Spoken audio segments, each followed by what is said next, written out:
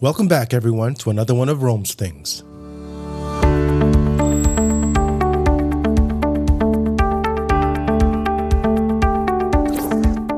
In this video, we leave the deserts of the Southwest and head to the lush landscapes of the Pacific Northwest. Come join us as we explore this beautiful part of the country.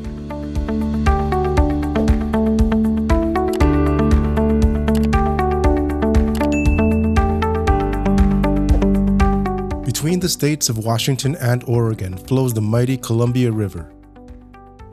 Along its northern banks lies the city of Vancouver, Washington. We were really hoping to explore and experience this gem of the Pacific Northwest, but alas, Mother Nature had other plans. More on that later. To the south of the river is located the city of Portland, Oregon. This is where we flew into late at night and where we started our journey bright and early the next morning. I was worried about the weather for this trip. It is the Pacific Northwest after all, and the outlooks called for clouds and rain the whole weekend. But as luck would have it, the sun shined bright that day.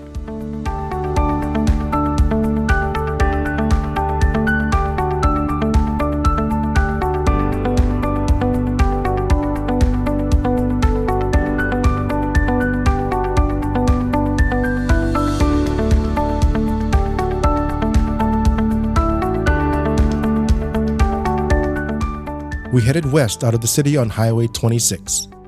The road took us through picturesque farmland and countryside. The thing I really was excited to see on this trip, and the reason we planned it for this time, was the beautiful colors of autumn. It was all around us, and not something you see much of in the desert.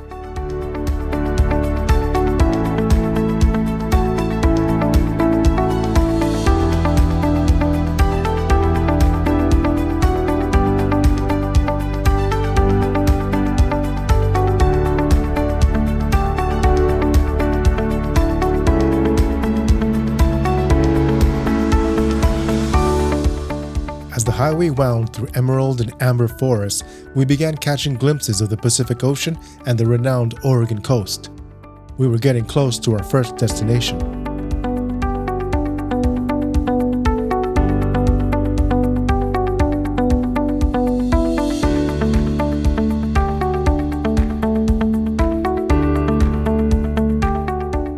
We are here at beautiful Cannon Beach on the coast of Oregon.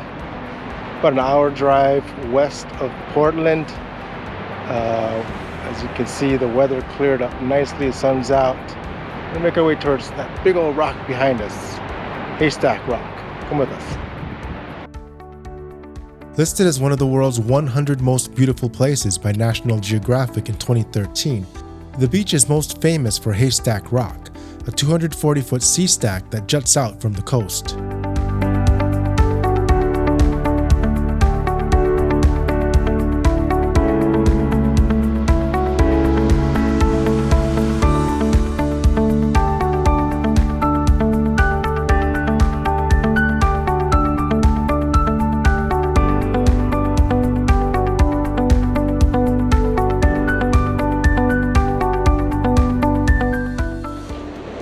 Reminds me a lot of the Northern California coast. If you want to check out our video of the Pacific Coast Highway trip we did a few months back, it's going to be right up here.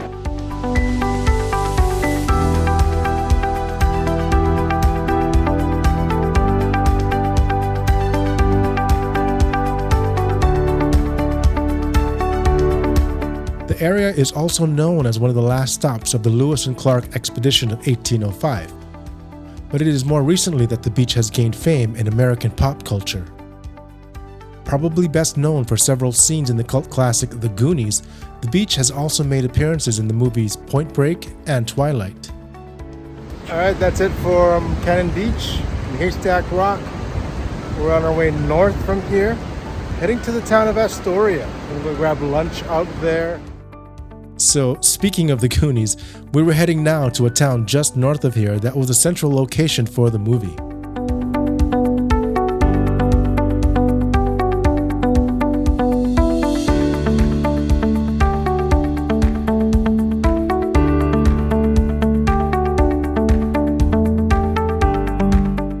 oldest American settlement west of the Rocky Mountains, the city of Astoria was founded in 1811 by John Jacob Astor. No, not the guy who perished on the Titanic, but his great-grandfather. Our first stop was the Astoria Column. Located within Astor Park, this tower was built in 1926 and stands 125 feet tall. Some of you history buffs might recognize the similarities to Trajan's Column in Rome. It was actually inspired and modeled after it.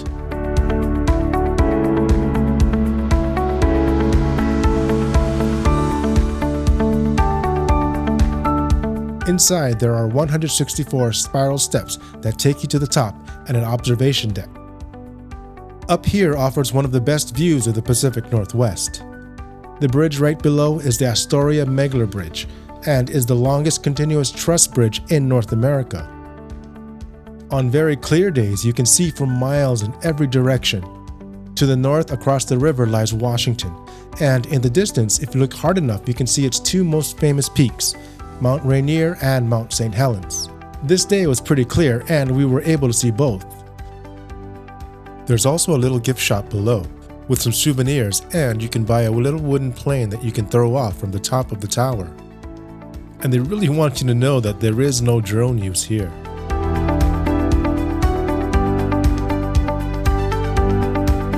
From here, we headed into the town of Astoria for a bite to eat. There is no shortage of microbreweries in the Pacific Northwest, and the Fort George Brewery right in downtown Astoria has been brewing since 2007. They have a very well-rounded beer menu, and the food is great as well. After a nice lunch, we headed out towards the Goondocks. The iconic home of Mikey and Brandon Walsh has stood in Astoria since 1896. It was actually just recently purchased last year by a private buyer and so-called superfan of the movie. He actually doesn't live there but continues to maintain and restore it complete with the Goonies magic and charm. It even has the zip line that Data used for his introduction. He says that over 1,000 people visit the property every day. Another location in town for Goonies fans is the Astoria Film Museum. Surrounded by historical buildings, the museum was also used in the film and includes the black Jeep of the Fratellis. ORV. Bullet holes the size of matzo balls.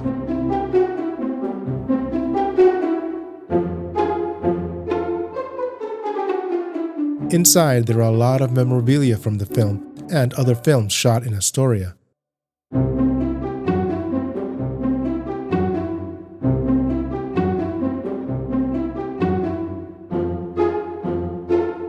You can also reenact and actually record some famous scenes from the films.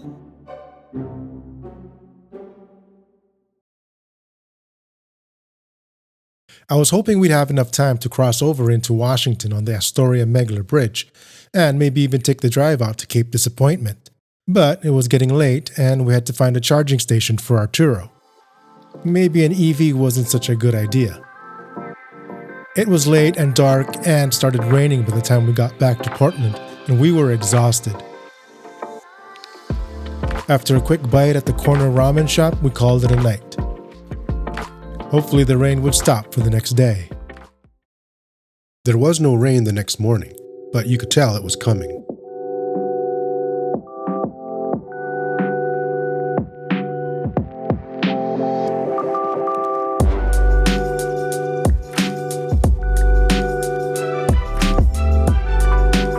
We made our way on foot through downtown Portland to breakfast at a place called Grits and Gravy, just a few blocks from our hotel.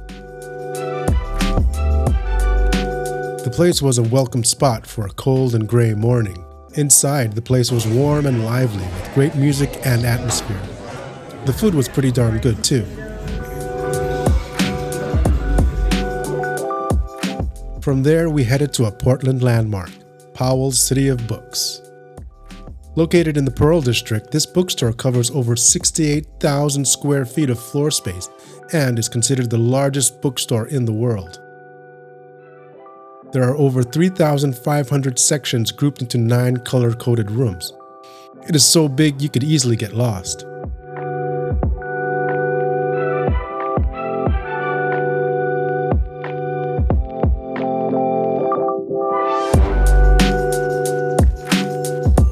We spent a good amount of time there, browsing and meandering along the many shelves of new and used books. You'd be hard-pressed to not find what you're looking for here. After checking out our haul of reading material, we made our way north over the river, and the rains decided to join us. How's it going, everyone? We are here out at the Vancouver Waterfront. As you can see, we kind of lost the sun from yesterday. It's cold, it's windy, it's rainy. When most people hear the name Vancouver, they think of that city in British Columbia, Canada. But there's also this city in Washington that shares the same name. And it's actually older. Founded in 1825, the area was originally settled by several Native American tribes, most notably the Chinook. Named after British Sea Captain George Vancouver, the name was first used for the historic fort and trading post on the Columbia River.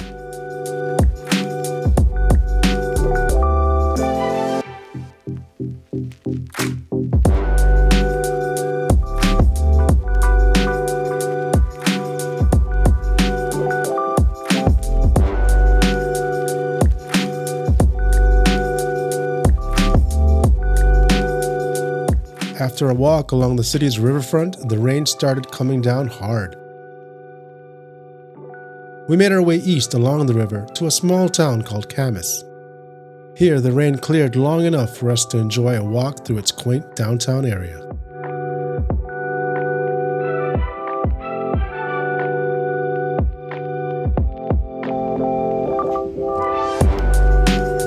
People donate books.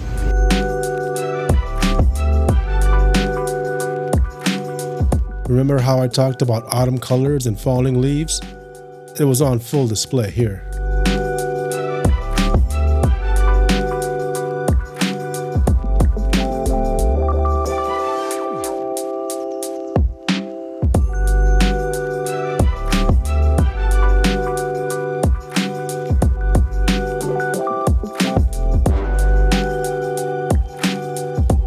We headed back towards Vancouver with hopes that the rains had stopped.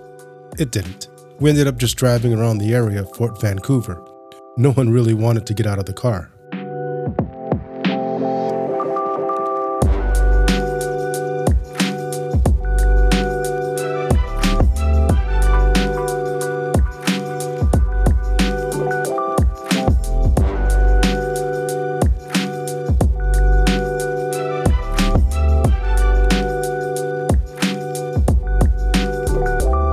We ended up back at the hotel as it seems the rain wouldn't stop. The rain did eventually stop. I don't know if you are aware, but I am a huge J.R.R. Tolkien fan. When I found out this place was across the street from our hotel, I had to stop by. Check it out.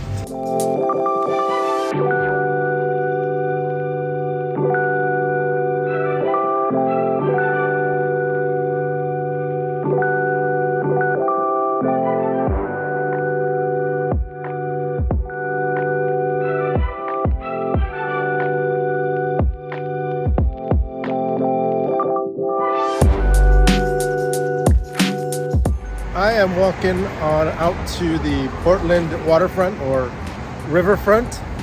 Just had some beers over at Treebeard's Tap House. Feeling pretty good.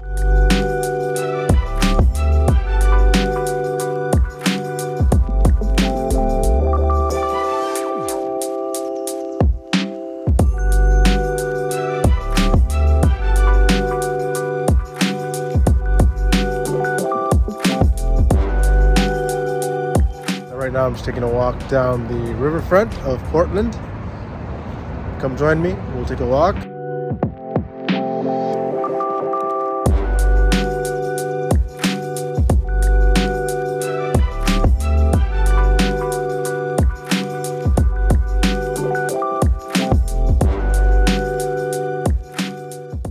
We were greeted the next morning with some sunshine. We were grateful because it was our last day here and we had one more area to visit. We headed east on Highway 30 out of Portland. Known as the Vietnam Veterans Memorial Highway, it takes you into the area known as the Columbia River Gorge. A section of the highway is also known as the Waterfall Corridor. There are at least 10 waterfalls that line the side of the road.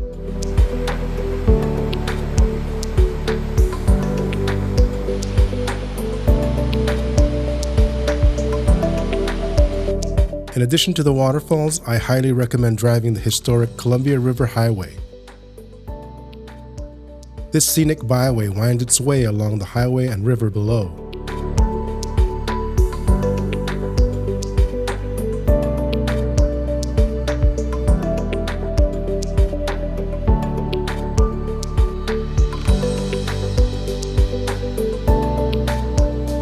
Some of the waterfalls can only be accessed from this road.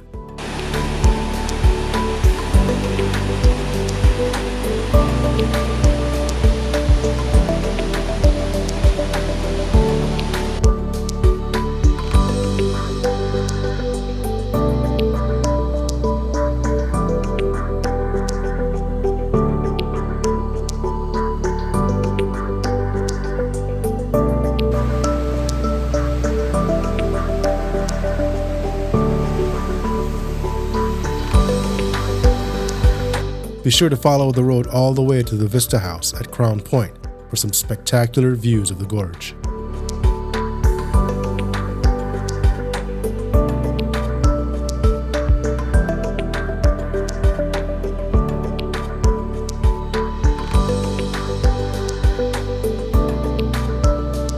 We didn't have enough time to visit all the waterfalls along the corridor, but we did save the best for last.